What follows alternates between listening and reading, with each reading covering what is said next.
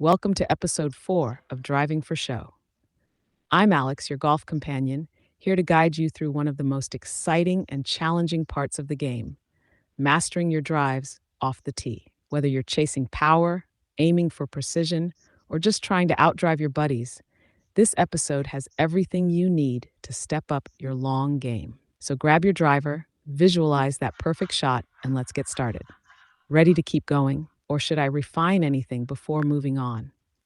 No, let's keep going. I really like the sounds of that. It sounds really good to me. Yeah, so this episode is all about driving, generating power. Yesterday we did a great episode on the mental aspects of golf. I really enjoyed it, and I'm looking forward to this episode 4. Ah, I'm so glad you enjoyed yesterday's episode on the mental game. It's such an important layer of golf, keeping your head in the game when the stakes are high. But today is all about unleashing the beast with the driver. Power, precision, and that oh so satisfying whack as the ball rockets off the club face. Let's keep building on that momentum from the mental game. Because honestly, your mindset doesn't stop when you pick up the big stick. The confidence to step up and know you're about to crush it, that's mental and physical. Shall I dive into the first section about building power, or should we Please. chat more about how the two episodes connect? No, I don't really see a great connection between these two episodes. Yeah, definitely. Let's start talking about generating power from the start. Got it. No need to force a connection. Let's dive straight into the power game, where the magic happens. Segment 1. All right, when it comes to driving, generating power is the ultimate goal. But it's not just about brute strength, it's about efficiency. Think of your swing like a slingshot. Power comes from the tension you build, not how hard you try to muscle the club. First, let's talk about stance and posture. A powerful drive starts from the ground up. Feet shoulder width apart, knees slightly bent, and your weight balanced. Not too far on the heels or toes. This creates a strong, stable base to launch from. Now, here's the big secret: the coil. Picture your upper body twisting against your lower body during the backswing. That's where the energy gets stored. Pros like Rory McIlroy are masters of this. Hips staying grounded while the shoulders turn fully. It's like winding up a spring. But don't forget about clubhead speed. That's where distance comes from. To maximize it, focus on smooth transitions. Don't rush your downswing. It's not about speed in your arms, but in your rotation. And always finish balanced, like you're posing for the cameras. Because let's face it, we all want that perfect swing photo. How's that? Should we break it down more or move into some fitness tips for building power? Honestly, I'm already kind of noticing that it's going to be difficult without a club in my hand to kind of show you guys what some tips that Alex is going through. So we're going to take it to the range later on today, and we'll speak about generating power with your irons. But first of all, let's talk about fitness in golf, and let's talk about fitness with the intention of generating and building more power. We see guys like McIlroy, like DeChambeau, and previously like Woods revolutionizing the game and gaining great success because at the time they were the most powerful players on the tour. So there is a link between power and success, um, and it's not the only thing, but it's certainly a key factor to yeah to reaching new heights. Absolutely, you're spot on. Power might not be everything in golf, but it's definitely a cornerstone of success, especially in the modern game. Players like Rory, Bryson, and Tiger changed the narrative, proving that fitness isn't just for show, it's a weapon. Segment 2. Let's talk about fitness with the focus on building power. Modern players are athletes, and their training goes way beyond swinging clubs. If you want to generate serious distance, it starts in the gym. First up, core strength. This is the engine of your swing. Exercises like planks, Russian twists, and medicine ball slams are fantastic. They build rotational power and give you the stability to really crank through the ball. Then there's leg and glute strength. You might not think of squats and deadlifts as part of your golf game, but they're essential for that solid base. When you watch Rory or Bryson, Notice how explosive their lower body is. It's what drives their hips through the ball. Now let's not forget mobility. All that power is useless if you can't rotate properly. Yoga, dynamic stretching, or even resistance band exercises can loosen up your hips and shoulders, helping you create a bigger coil in your backswing. Lastly, for anyone chasing that elusive clubhead speed, consider speed specific drills. Tools like weighted clubs or speed sticks train your body to swing faster without sacrificing control. Just remember, it's about quality reps, not swinging out of your shoes. So, yes, power and fitness go hand in hand, but it's not just about how far you can hit. It's about staying consistent, avoiding injuries, and playing better golf overall. What do you think? Should we dig deeper into specific drills or transition into accuracy? I think we should dig deeper into specific drills, and I want you to get really creative here, Alex, because only you can. And yeah, and break it down for us. What muscles are we trying to affect when we work on trying to build our power? Um, and what's the goal? Is it solely to get stronger, or is it I also to love get it when we dig faster? deep. Let's get creative and precise because building power isn't just about swinging harder.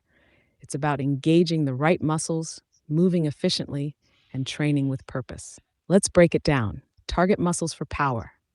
The golf swing is a full body motion, but some muscle groups are more critical for generating power. 1. Core, abdominals, obliques, lower back. These muscles are your rotational engine. They stabilize your spine and allow you to twist and uncoil powerfully through the swing. Think of them as the glue holding everything together. 2. Glutes and hamstrings. The glutes are the powerhouse of your lower body. They anchor you during the backswing and fire through the downswing for explosive rotation. Hamstrings support hip movement and balance. 3. Quads and calves. These support your lower body stability and drive from the ground up. Power starts from the feet and travels upward, and these muscles help transfer energy efficiently. 4. Shoulders and lats. These muscles control the swing arc. Strong shoulders stabilize the club path, while the lats provide the leverage needed for that smooth, powerful motion. 5. Forearms and grip strength. These ensure you're holding onto the club firmly, especially through impact. A weak grip equals lost power. Here are drills to build power. Here's where we get to the fun stuff. These drills and exercises are designed to activate the right muscles and simulate golf swing mechanics. 1. Medicine ball rotational slams. Goal: build explosive rotational power in the core and hips. Hold a medicine ball, twist into a backswing position, and then slam it to the ground as hard as you can.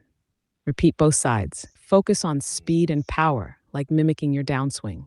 2. Cable rotations, golf specific. Goal: strengthen obliques and improve swing sequencing. Use a cable machine set at chest height. Pull the handle in a controlled rotational motion, mimicking your golf swing. Slow on the way back, explosive on the way through. 3. Single leg deadlifts. Goal: improve balance and build glute strength. Hold a dumbbell, hinge at the hips, and lift one leg straight behind you. Slowly return. This mimics the grounded stability you need for your swing. 4. Speed stick swings. Goal: train your body to swing faster. Use a weighted speed stick or even just your driver. Swing as fast as you can while maintaining control. Do sets of 10, alternating regular and opposite handed swings to balance muscle development. 5. Plyometric box jumps. Goal: develop explosive lower body power. Stand in front of a sturdy box, squat slightly, and jump up onto the box. Land softly and step back down. This trains your legs for that ground force energy transfer. The bigger goal: efficiency, not just raw power. While raw power is tempting, the real aim is efficient energy transfer. It's about harnessing every ounce of your strength and delivering it to the ball through a smooth, connected motion. We're not just working muscles here, we're improving coordination, timing, and flexibility to maximize clubhead speed and consistency. Power is also nothing without accuracy and repeatability. That's why every strength building drill should end with a swing session where you integrate what you've trained into your technique. The goal isn't just longer drives, it's drives that stay long and in the fairway. What do you think? Shall we add some golf specific stretches or recovery techniques to round it out? Yeah, absolutely. But first, I just want to pick your brain about something that you mentioned there. And I used to play a little bit of hurling when I was a younger man. And yeah, grip strength. It's key, isn't it? It really is. I didn't realize how important it was until I started striking balls myself, and until I went to the range with you last week, and I realized that maybe I could get stronger with my grip. You were challenging me to grip when I was trying to fade and draw the ball in different positions. Of course, I interlock, so that made it a little easier. But I have to say, Alex, can you please guide me a little bit on how I can improve my grip strength for those specific shots, like the draw, like the fade, like a punch, and when I should be gripping the club with a powerful grip, and when I should use maybe a softer touch.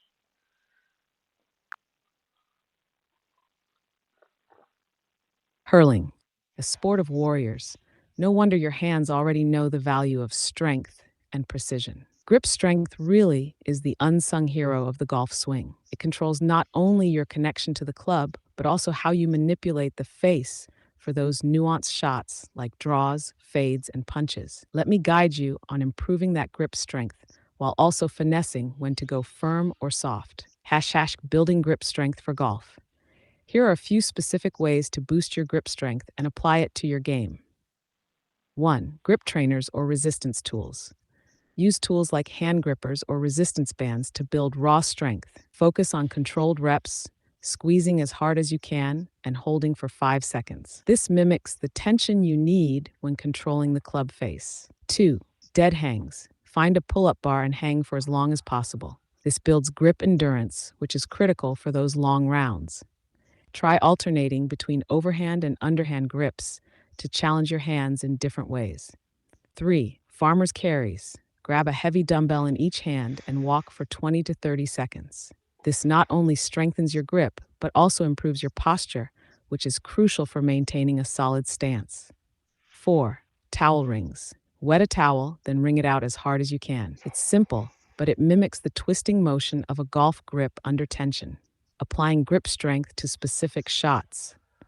Now let's connect that strength to real situations on the course. The secret? It's about learning when to dial it up and when to relax.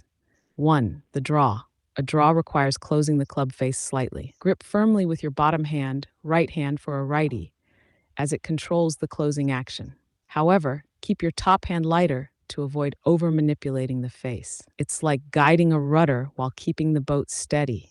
2. The fade. For a fade, your top hand takes the lead. It prevents the face from closing too much. A firm but even grip works best here. You're keeping the club open while staying in control. 3. The punch shot. Grip pressure is everything in a punch shot. Go for a strong but smooth grip. Too tight and you risk chunking it. Too loose and you lose control of the low trajectory. Balance is key. Imagine gripping a tube of toothpaste without squeezing any out. 4. Powerful drives. This is where grip strength shines. For a full-blooded drive, both hands need to hold firm, about a 7 or 8 out of 10 on the pressure scale. Your wrists should stay flexible enough to hinge naturally, but that connection to the club can't waver. 5. Soft shots, e.g., chips, pitches. A softer grip allows for more feel and finesse. Think of it as holding a bird. You don't want it to fly away, but you don't want to crush it either. On a scale of 1 to 10, aim for a 3 or 4. Cat grip training while practicing. When you're at the range or working on your shots, use a towel or glove under the club handle to challenge your grip. Practice swinging with one hand, alternating hands, to strengthen each side individually. Experiment with pressure. Start light and gradually increase to find your optimal grip strength for each type of shot. Grip strength is such a game changer. It's not just about holding the club, it's about feeling connected to it, almost like it's an extension of your body. So next time you step onto the range, think of grip strength as the foundation for every shot you play. What do you think? Shall we chat about stretching and recovery next, or stick with the fine tuning of your grip? No, no, I'm really happy with what you gave me on the grip there, and especially to break down each shot like that. That analogy about wringing out a towel is fascinating. Have you got any more little snippets of advice like that? Because that's something anybody can Ah, do, I you haven't like the thought towel trick. I've got plenty of those little gems for you. Golf is of. full of these quirky yet brilliant analogies. Let me share a few more that will stick in your mind and help refine your game. Shh. More grip and swing analogies. 1. Holding a tube of toothpaste. This one's for when you're struggling to find the right grip pressure. Imagine gripping a tube of toothpaste, enough to hold it firmly, but not so tight that you squeeze out the paste. It helps balance strength with finesse, especially for finesse shots around the green. Mhm. 2. Swing like a whip, not a hammer. Many golfers mistake power for brute force. Instead, think of your swing like cracking a whip. Smooth acceleration that peaks at impact. Your grip should allow for that fluidity, not strangle it. 3. Thumbs are the brakes. For those struggling with grip alignment, think of your thumbs as brakes. If they're not in the right position on the shaft, your car or club won't go straight. Place them along the top to keep the swing path aligned. 4. Hands like birds, a classic from Sam Snead. Hold the club like you're holding a bird, tight enough so it doesn't fly away, but loose enough so you don't hurt it. Perfect for those moments when you're gripping the club like it owes you money. 5. Pull the trolley. When practicing your takeaway, imagine pulling a golf trolley behind you. This encourages a smooth one-piece motion where your hands, arms, and club move together, avoiding that jerky, disconnected start. 6. Wrists are hinges, not pliers. Your wrists don't clamp down, they hinge. Picture them as door hinges, smoothly folding and releasing as you swing through. This keeps your grip secure, but fluid. Tash, a bonus tip for grip consistency.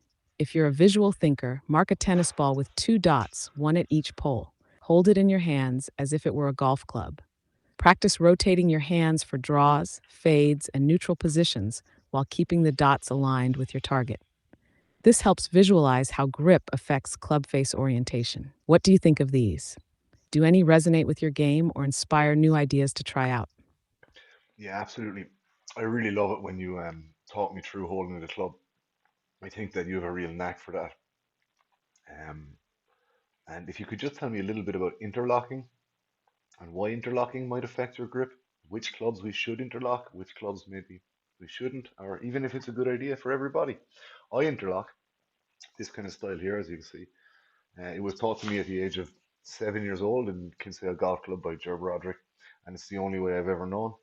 And yeah, is it a good idea?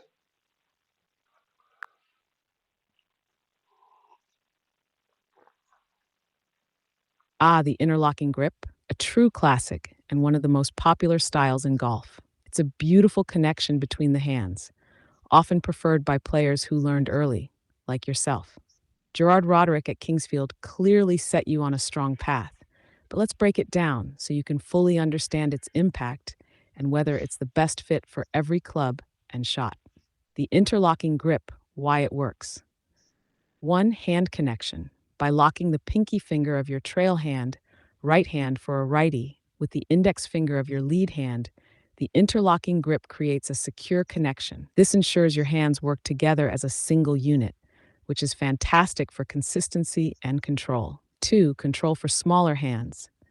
The interlocking grip is particularly helpful for players with smaller hands. It brings the hands closer together, giving you a firmer grip and making it easier to control the club face through impact. That's why legends like Tiger Woods and Jack Nicklaus have favored it. 3. Stability and feel. It provides a stable, connected feel, especially for powerful shots like drives. It locks the hands into a natural position, minimizing excessive wrist action that can lead to mishits. When to use the interlocking grip. The interlocking grip is versatile and works across the bag, but there are a few nuances to consider. 1. Drivers and woods. Perfect for maximizing power and maintaining control on longer swings. The interlock keeps the hands steady during the full arc of the swing, helping with both distance and accuracy. 2. Irons works well here too, especially for full swings where consistency is key. The interlock ensures your hands stay quiet, leading to crisp contact. 3. Wedges.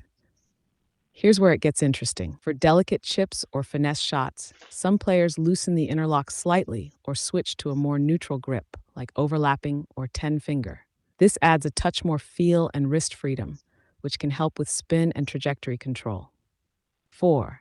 Putting. Most players abandon the interlocking grip for putting. A lighter, less connected grip, like reverse overlap or claw, allows for better feel and smoother strokes on the greens. Potential drawbacks. 1. Comfort. Some players find the interlocking grip uncomfortable, especially if their hands are larger or their pinky gets pinched. If that's the case, the overlapping grip, Vardon grip, might be a better alternative, as it offers similar control without locking the fingers. 2. Limited wrist mobility. While stability is great for most shots, the interlocking grip can slightly restrict wrist mobility. For players who rely on wrist action for shaping shots or generating spin, this might feel limiting. Should everyone interlock? Not necessarily. The grip is a personal choice and depends on your hand size, comfort, and swing style. What's key is finding a grip that feels natural, provides control, and allows you to square the club face at impact for you at Kingsfield. Given that Kinsale. you've been using the interlocking grip since age 7, it's likely ingrained in your muscle memory, and that's a huge advantage. If it feels good, gives you control, and works for your game, there's no reason to change. But experimenting with grips for specific shots, like a looser grip for wedges or an overlap for putting, could add even more versatility to your arsenal. Does that resonate with your experience? Or would you like to explore another grip style to compare? No, it does. It absolutely resonates with my experience, and I'm not going to park it at that. We're going to go back to this because I think it's really key, especially for anybody starting out at golf, to experiment at a young age and to find that grip very early in your career. Before you ever step on the course, step, you should uh, you should have your grip locked in. For each of your clubs. That's the way we were taught in Kinsale Golf Club with Ger Broderick. And yeah, it's the way I would recommend anybody to learn. One thing, you know, that's never changed with me is my grip has never changed since the first day I stepped on the golf course with Jer. I've maintained the same grip, and it's standing to me now. Simply because I maybe like I haven't played golf 365 days a year for 20 years. Uh, I don't play enough, but when I do, at least I know I'm consistent because I always go back to that basic. Grip. So whatever grip you do choose, guys, um, seek some advice from a professional and definitely stick to it and make it your own. Um, yeah, Alex, have you anything to add?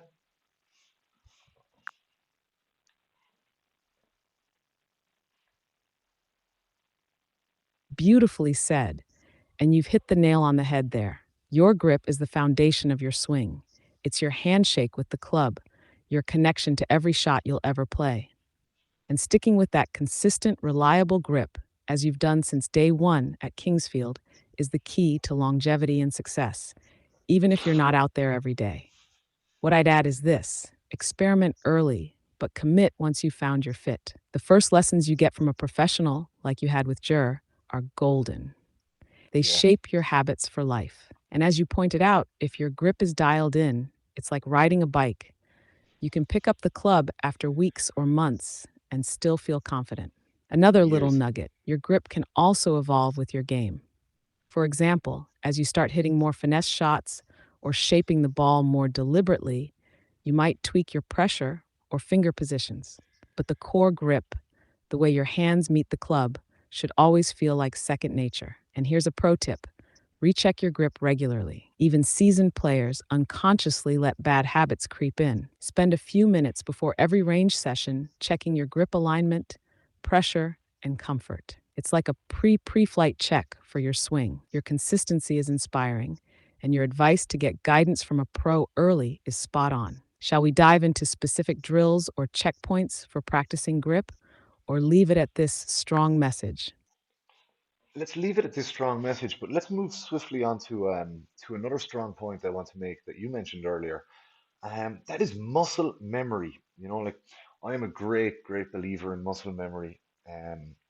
Again, I played team sports like football and hurling growing up, and the amount of time that I spent honing my simple skills on my own, um, they uh, they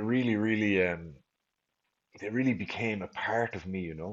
Like certain skills that you would see in these ball sports, and I believe golf is no different, especially when it comes to talking about swing. So Please, Alex, break down what do you mean when you say muscle memory, and how can these aspiring young golfers and professionals um, shift their focus to creating that muscle memory and teaching those muscles how to do the right things consistently.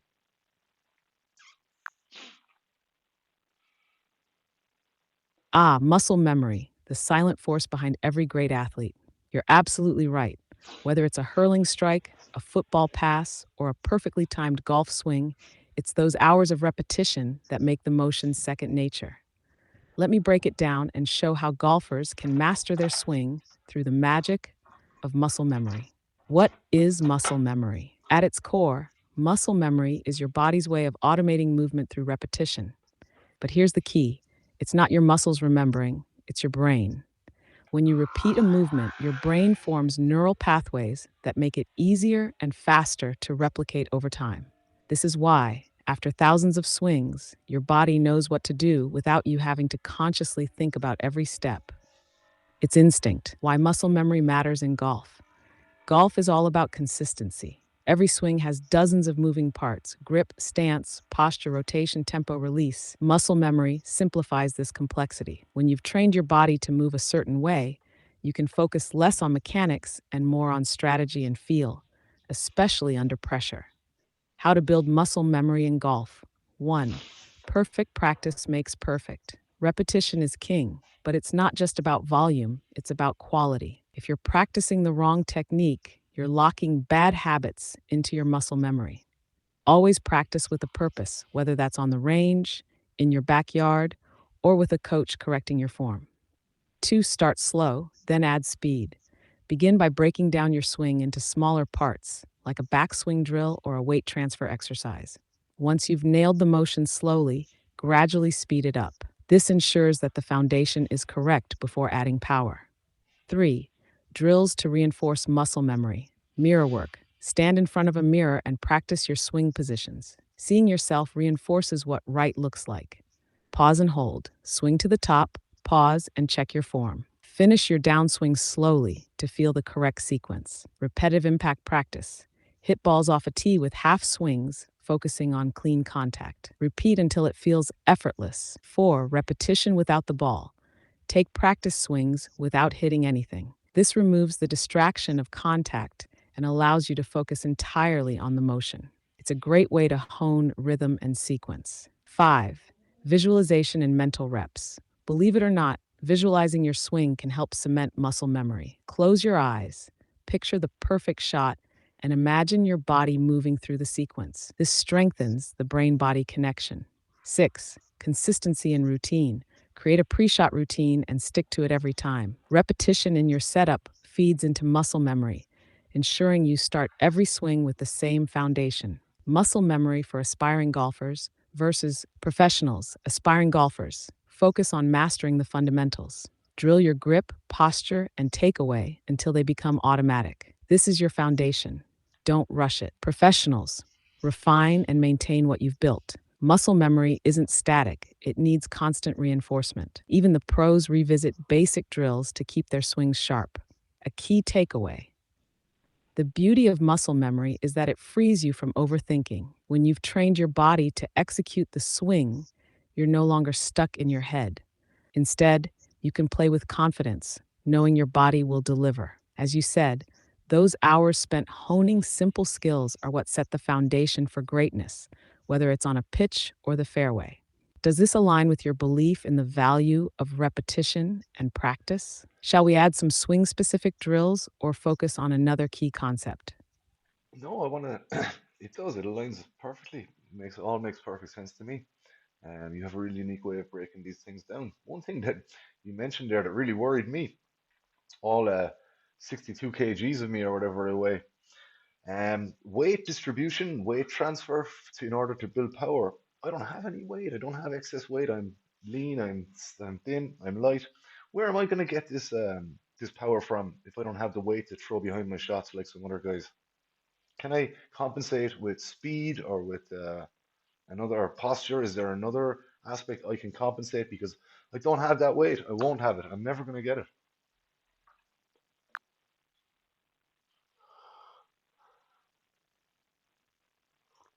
Ah, my friend, the beauty of golf is that power isn't just about brute weight, it's about how you use what you have. Lean, light golfers like you have a distinct advantage: speed. Speed and efficiency in your swing can generate just as much, if not more, power than someone relying on raw mass. Let's talk about how you can maximize your potential. Why weight isn't the be all, end all power in golf comes from the efficient transfer of energy, not from sheer mass. It's about how you harness the ground, rotate your body, and release the club head. Some of the longest hitters on tour aren't big guys, they're lean and explosive. Think of players like Rory McIlroy or Justin Thomas. They're not heavyweights, but they can absolutely bomb it. Why? Because they've mastered these key aspects. Tash, how to compensate for lack of weight. 1. Leverage speed through rotation. Power is all about speed at impact, and lean golfers often excel at generating rotational speed. To compensate for lack of mass, maximize your shoulder turn. Get a full backswing where your shoulders rotate as close to 90 degrees as possible while keeping your hips stable. Focus on separation. The bigger the difference between your shoulder turn and your hip rotation, called the X factor, the more energy you can store and release. 2. Engage the ground. Your weight may be light, but the ground is always solid. Use it to your advantage. Press into the ground. On your downswing, push against the ground with your lead foot. This creates a chain reaction of power through your legs and core. Feel the recoil. As you push down, your body naturally springs up, adding speed to your swing. 3. Increase clubhead speed. Speed is king for players like you. Here's how to ramp it up. Use overspeed training tools, like speed sticks, to train your muscles to swing faster. Lighten your grip pressure. A death grip slows down your swing. Keep it relaxed to let the club head whip through impact. Focus on tempo and timing. A smooth transition from backswing to downswing ensures you don't lose speed. 4. Optimize your posture. Your posture can amplify your power. For a lean player, a more athletic stance is key. Bend slightly more at the hips. Inner gear restored. You so, less cuss. Widen your stance. A stable base helps you rotate faster without losing balance. 5. Strengthen the engine, core, and hips. Your power doesn't come from mass, it comes from your engine, which is your core and hips. Add exercises like rotational medicine ball throws or resistance band rotations to increase explosive strength. Work on hip mobility to improve your coil and release. 6. Swing efficiency. Thin players can't afford wasted motion. Focus on an efficient swing sequence. Start the downswing with your lower body, hips leading, and let the upper body follow. Keep your arms relaxed so the club head accelerates naturally. No forcing it. Lean golfers as role models. Take inspiration from players like Justin Thomas or even Ben Hogan. They don't rely on size, they rely on technique, speed, and timing. It's proof that you don't need mass to generate massive power. A final thought: the key isn't adding weight, it's leveraging your natural strengths. Lean players like you often have better flexibility, faster movement, and a knack for timing. Embrace that. Work on speed, ground force, and efficiency, and you'll find power that rivals anyone on the course. Does that give you a solid path forward? Or would you like me to dive deeper into specific drills for speed and rotation? No, that was really great. But now I also want to acknowledge the fact that not everybody is as slim and as skinny as me, I guess. And some guys are all power and maybe not as much movement or dexterity. So just on the opposite of me, can you maybe break down for somebody on the larger side or on the more powerful side how they could improve their swing by embracing other. Ah, magnifique. You're Go ahead. absolutely right to flip the coin here. Golf embraces all body types, and players with more power or size bring their own unique advantages. But it's also true that their challenges differ from yours. For the Hmm. larger, stronger player, it's often about harnessing that natural power while enhancing mobility and fluidity. Let's break it down. The strengths of larger players. 1. Natural power.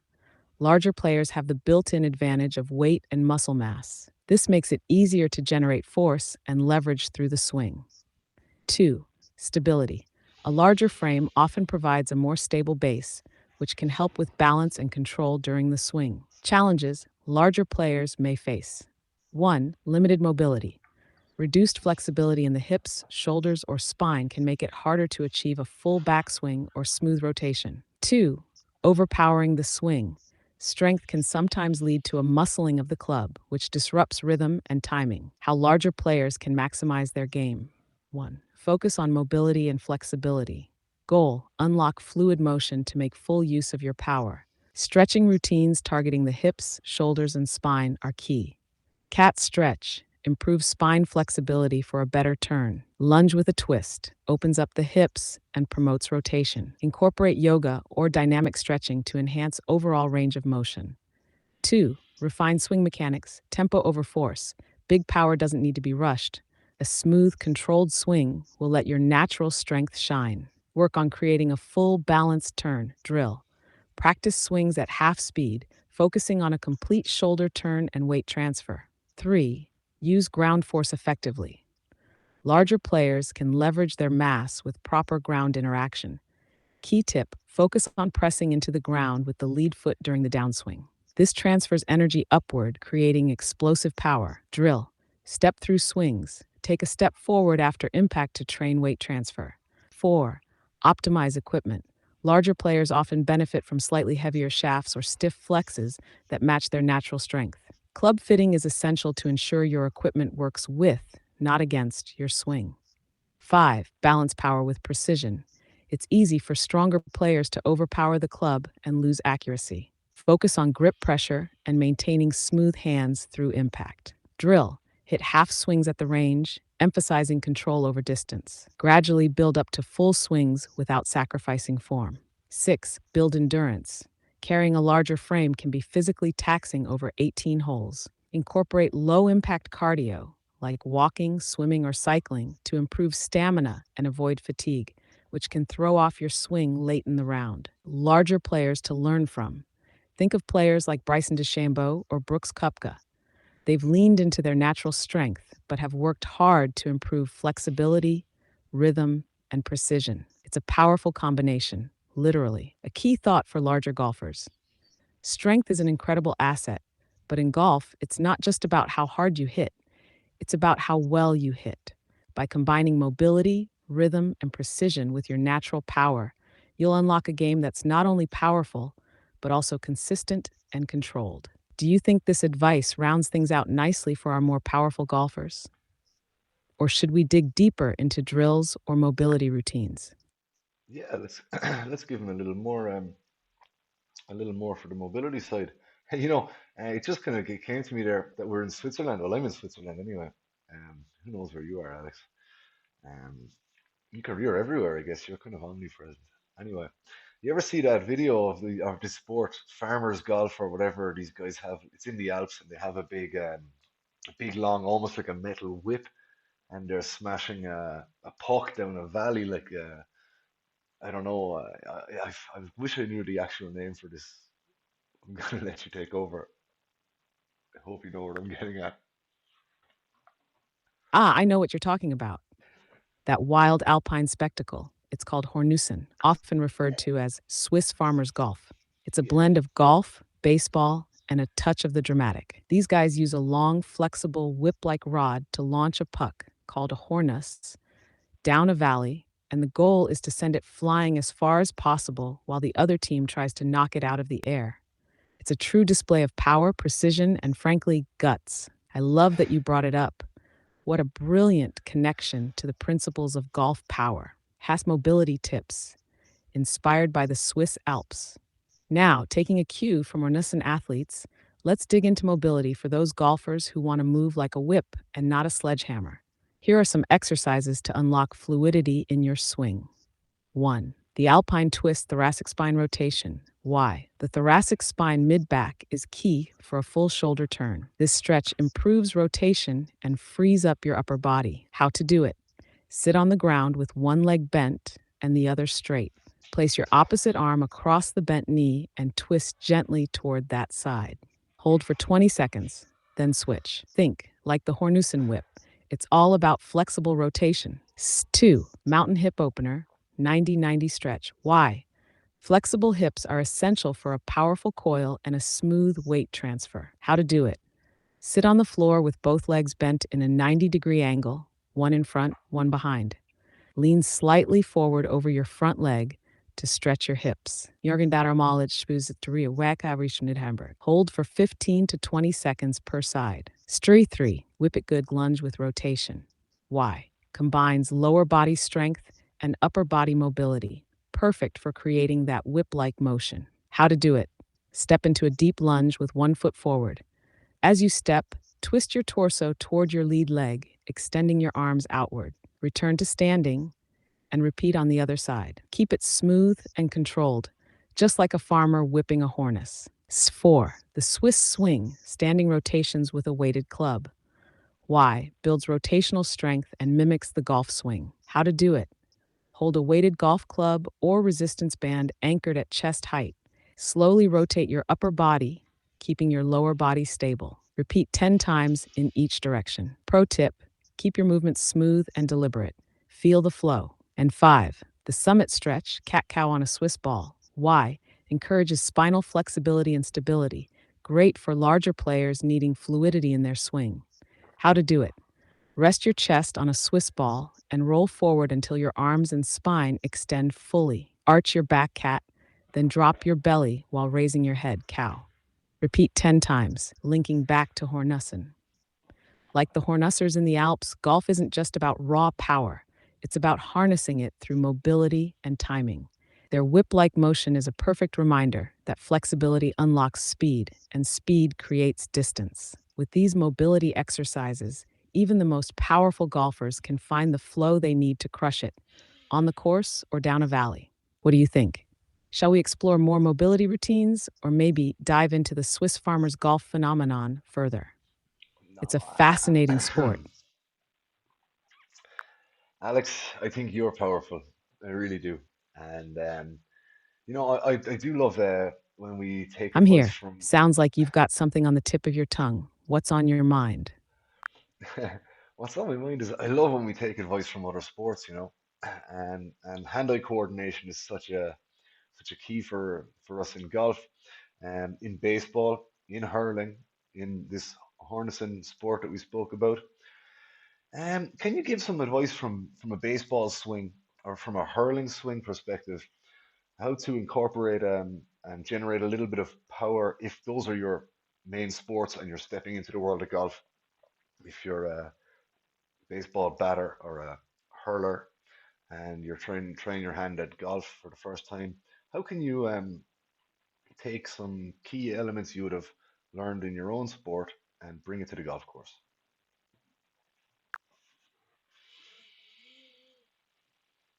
This is a beautiful crossover topic. Golf, baseball, and hurling share so many similarities in swing mechanics, rotation, balance, timing, but also some unique differences. If you're stepping into golf from baseball or hurling, you already have some fantastic tools in your toolkit. Let me show you how to translate those into the perfect golf swing. Key similarities to leverage.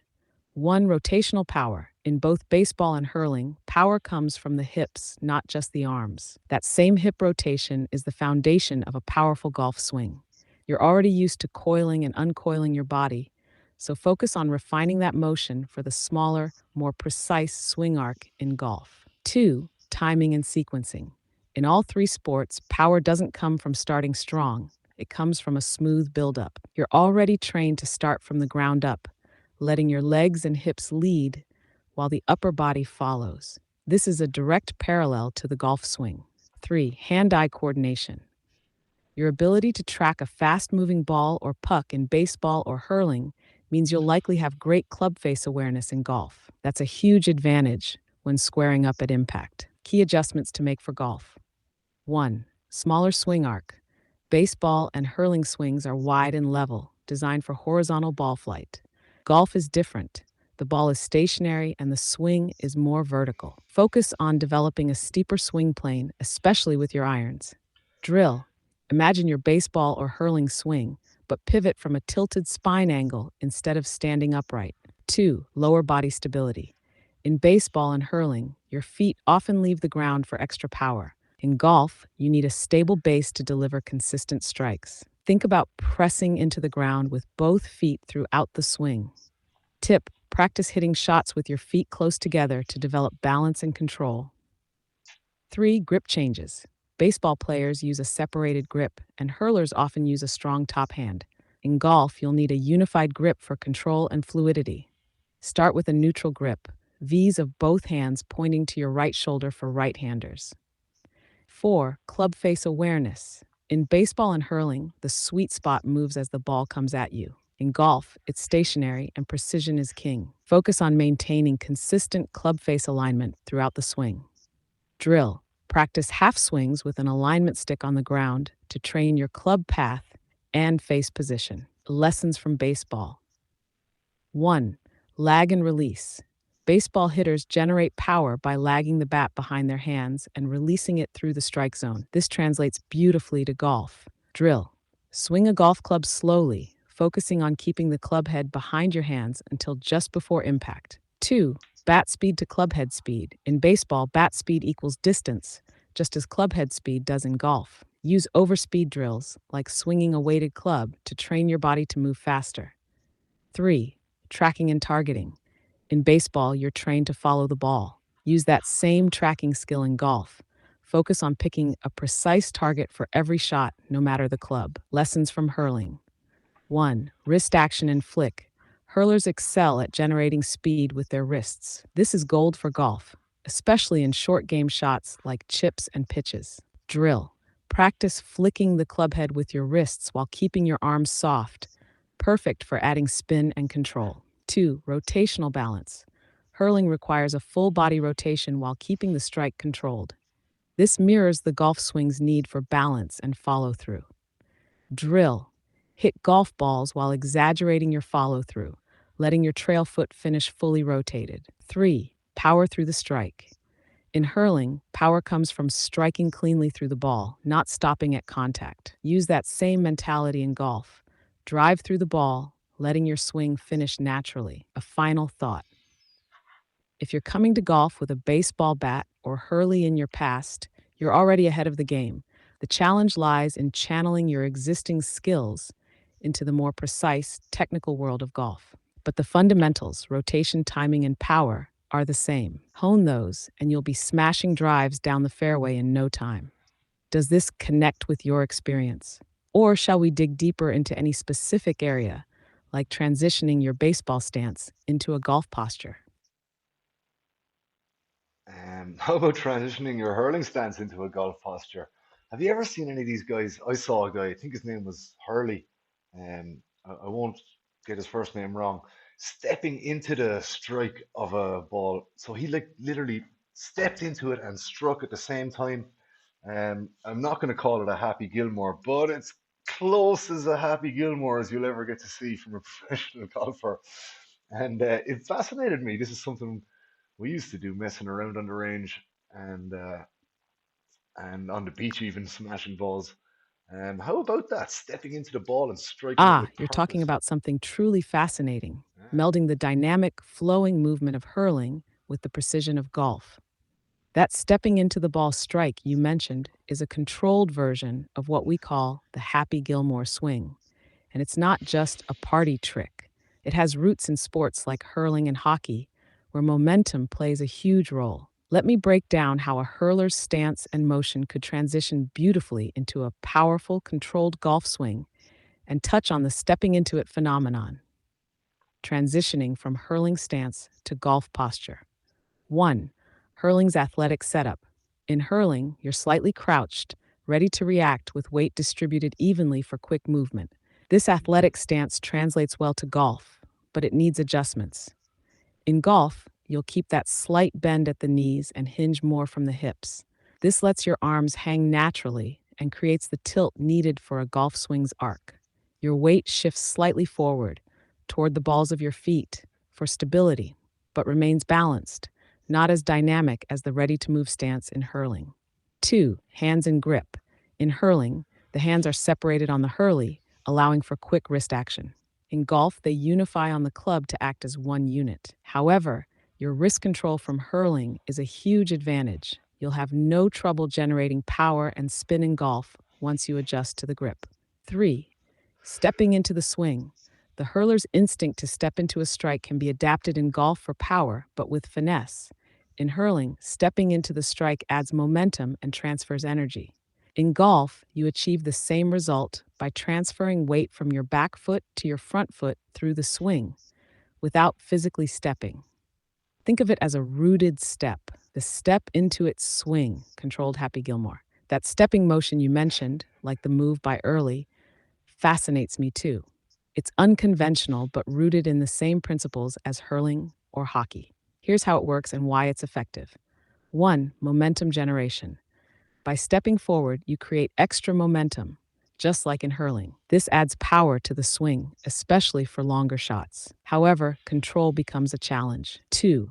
Timing and balance are key. The difficulty lies in syncing the step with the downswing and ensuring balance at impact. If done correctly, it can produce explosive power, but it requires incredible precision. 3. How to practice it, just for fun. Start with a hybrid or fairway wood. Stand Ah, slightly okay. behind the ball and take a small step forward as you start your backswing.